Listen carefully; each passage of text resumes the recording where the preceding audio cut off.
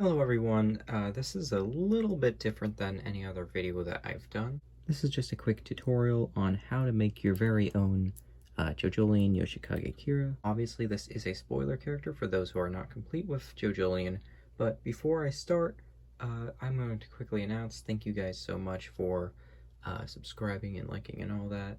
Definitely my channel has been blowing up really quickly, and I'm almost at 100 subscribers.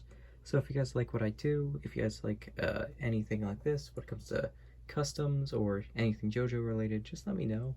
If you have any topics or figures you would like to see me go over especially, please let me know. But anyways, getting into this, I'm going to quickly tell you guys what figures you need at the very least, and figures that you can borrow parts from as well.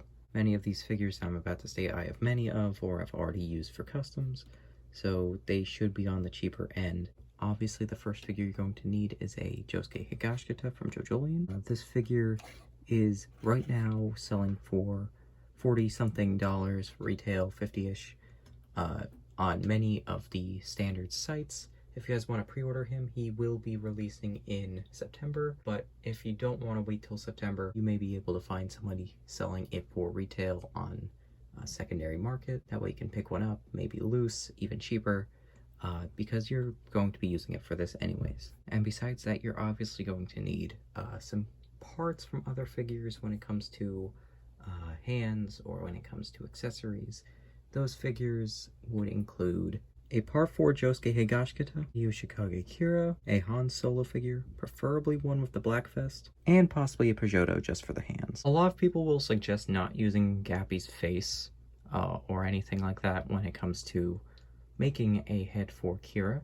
People often suggest using Yoshikage's or even a Kasaku Kawajiri. Kira has a pretty unique looking face. You're going to be buying the Josuke for this anyways. Why not just convert the head? Now, when looking for a Josuke figure, if you want to have a small difference between this one and the other one, there are different types of the Josuke figure. Some of them have a tanner skin tone, while others, like this one, have a much lighter skin tone.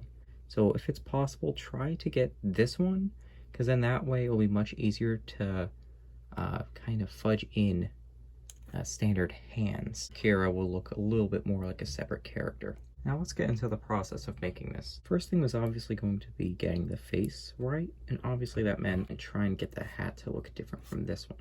I know his looks, as you can tell, more like a beret, but because I'm a lazy bastard, I kind of just decided, what if I have it like this, where I remove the tassel and it looks more like a rounded shape at the top, because his hat, even with the misprint over here, looks like it's more slanted anyways. Secondly, this is sculpted hair. You can sculpt your own hair, paint it black, or just get black clay. If you want to make it, like I did, kind of seem like it matches with this hair, you can paint that, or just paint it to the same tone. Throw a lock onto the side, put some glue on, craft glue, anything. Something that will hold, but just make sure that you don't get too much, or else it might look a little bit shiny on the side. Just a small dab should do it. After that, the figure still looked a lot like Gappy, primarily because it was the same type of body. So over the course of the next couple months, I'd made smaller and smaller changes. Most recent one was actually a paint job. So the next thing I did was make this vest. This vest is obviously use of the Han Solo's vest. Not this one, this is the Endor one, but both of them are capable of coming off, and they are roughly the same exact shape, except for the back. You're going to trim up the sides, make it a little bit more angled, so that you can throw it underneath his sailor collar, whatever it's called. You don't want to keep the shirt collar that is on here. Other modifications include trimming this a bit. That way you'll be able to slide this onto the arms far easier without having to worry about paint rub.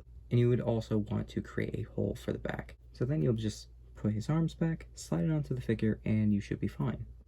This is what the figure looked like, obviously, afterwards.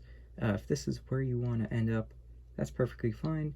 From now on, I'm going to be talking about a couple of smaller modifications just to make him look more and more like Kira himself. From there, I made some smaller modifications, like removing the little fish belt and the sailor symbol from the outfit. Afterwards, I just painted over the stub, Obviously sanding it a bit. I didn't do too great of a job, but I painted over it and it's not as noticeable from far away. Same thing with here. I put some clay over all of this, resculpted some of the bottom here, and I repainted the belt. Obviously a little bit messy, but that was when I was still kind of learning how to do paint. A smaller but not as noticeable paint job would be his shoes.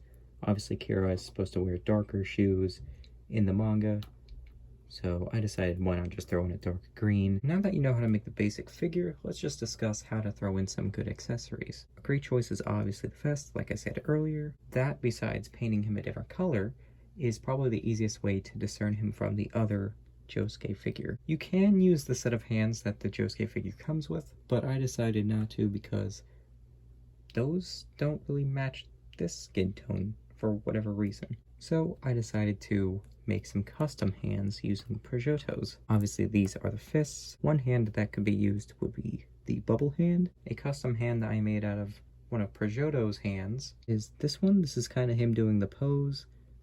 It's a little bit smaller at the pinky. I like it a lot. I feel like it's pretty accurate to the panel. For this one, I cut up the pinky and just had it splayed out just a bit more. Now it looks pretty good, which is just another Prosciutto hand. If you want to move his fingers around, some of his fingers are loose, just like.